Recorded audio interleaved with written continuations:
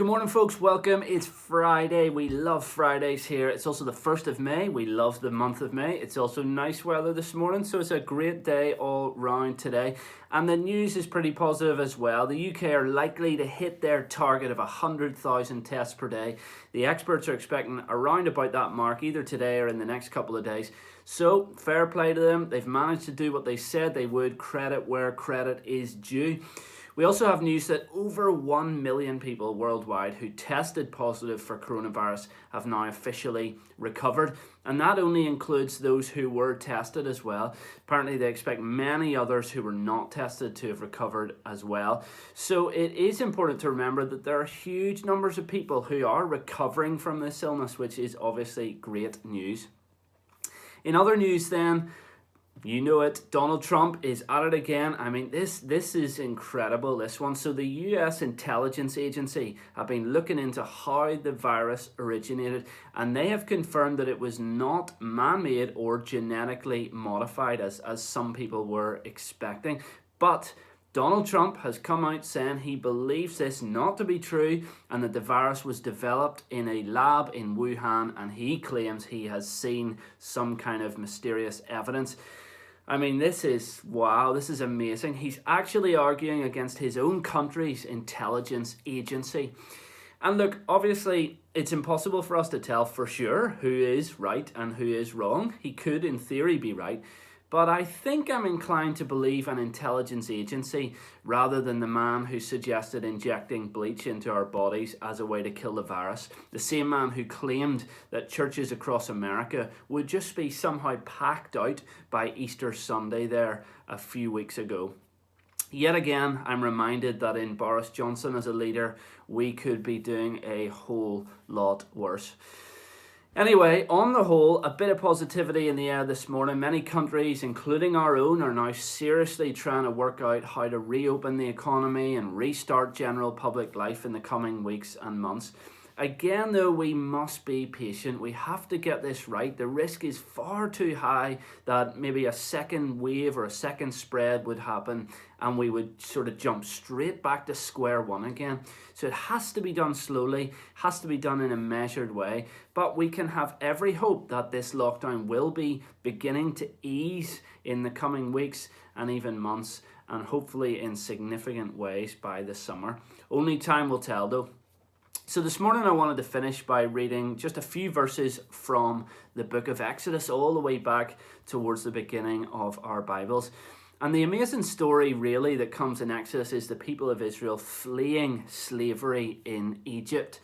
And as we know, they reach a point of despair in their escape. They hit a dead end, it seems. They come to the waters with nowhere to go, and the Egyptians are chasing them down. They can literally see the army of Egyptians approaching. And what do? Well, they turn on their leader, don't they? They cry out, "Was it because there were no graves in Egypt that you brought us to the desert to die? What have you done to us by bringing us out of Egypt? Didn't we say to you in Egypt, 'Leave us alone, Moses. Let us serve the Egyptians'? It would have been better for us to serve the Egyptians than to die in the desert." So they're terrified. They think they're out of options, out of time. They're cornered, they're boxed in, they're about to lose their lives. They turn on Moses. But they've forgotten something crucial. They have forgotten that it was not Moses who brought them out of Egypt and out of slavery. It was the Lord God Almighty. So listen to how Moses responds, and he says, "Do not be afraid. Stand firm, and you will see the deliverance the Lord will bring you today. The Egyptians you see today, you will never see again. The Lord will fight for you. You need only to be still." See, Moses has complete faith and trust that the Lord will rescue. He's brought them this far, and he's done amazing miracles along the way, so nothing is beyond this God. And so when we read on, we find that, inevitably, thankfully, the Lord intervenes. He tells Moses, "Raise your staff and stretch out your hand over the sea to divide the water so that the Israelites can go through the sea on dry ground."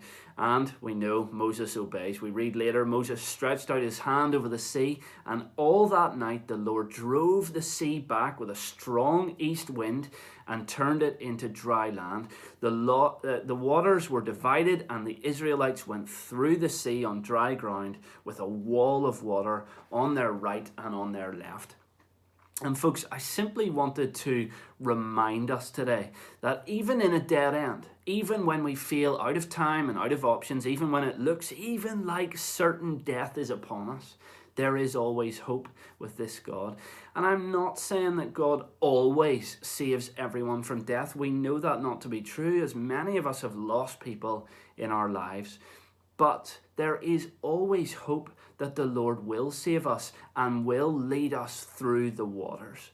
And the other truth that goes hand in hand with this that's important to remember is even if it is our time, even if death does befall us, hope still remains, since God has also promised new life to those who trust in him. He says nothing can separate us from his love, not even death itself. Thanks to Jesus.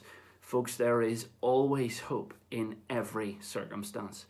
So whatever you do today, whatever you're doing over this weekend, stay safe as ever. Remember to join us on Sunday morning at 10:30 for our live, interactive, all-age service.